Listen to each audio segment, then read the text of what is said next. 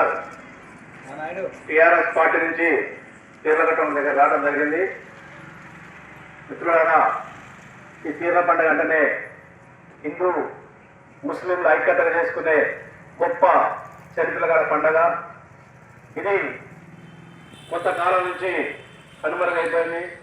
ఒకటే వారసత్వంగా మా తాత ముత్తాలు గారికి వస్తుంది.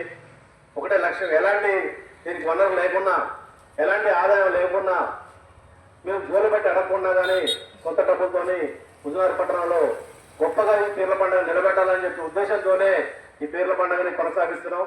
ఈ కార్యక్రమానికి అందరు రాజకీయ నాయకులు అందరూ కూడా పాల్గొని, అన్ని పార్టీల నాయకులు, అన్ని శాఖల అధికారులు, గ్రామ పెద్దలు వచ్చినందుకు, ఈ 10 రోజులు వారందరూ కూడా మాకు సహకరించినందుకు ప్రత్యేక ధన్యవాదాలు తెలియజేస్తాం. ముఖ్యంగా ఈ 10 రోజులు మీడియా మిత్రులు గొప్పగా మమ్మల్ని మీడియాలో కవర్ చేసేందుకు వారికి ప్రత్యేక ధన్యవాదాలు తెలియజేస్తున్నాం. రేపు సాయంత్రం 6 గంటలతో గుండం ముగుస్తుంది. తప్పకుండా గ్రామ ప్రజలందరూ కూడా పాల్గొనాలని చెప్పి సందర్భంగా తెలియజేస్తూ టీఆర్ఎస్ నుంచి ప్రొఫెసర్ గ్రామం గారు మాట్లాడాలనుకుంటున్నాం.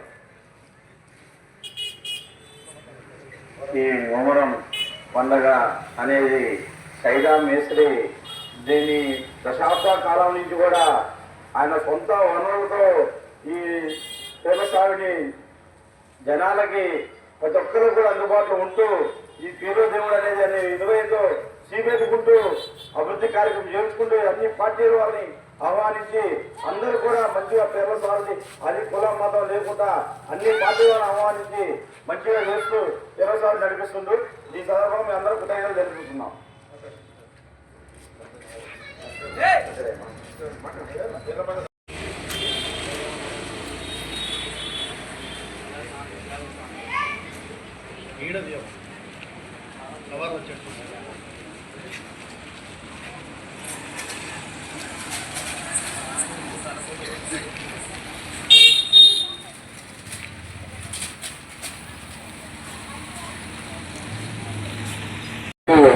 మా బీఆర్ఎస్ కుటుంబం తరఫున ధన్యవాదాలు.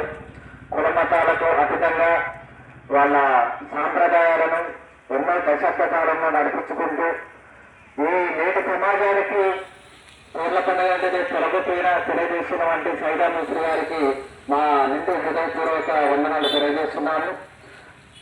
రాజకీయానికి అతీతంగా ఈరోజు బీఆర్ఎస్ కుటుంబాన్ని ఆహ్వానించి మమ్మల్ని ఈ పీర్ల పండుగలో చాలా చక్కగా ఈ చేసినందుకు సైదా మిశ్రీ గారికి మా యొక్క నిండు హృదయపూర్వక ధన్యవాదాలు.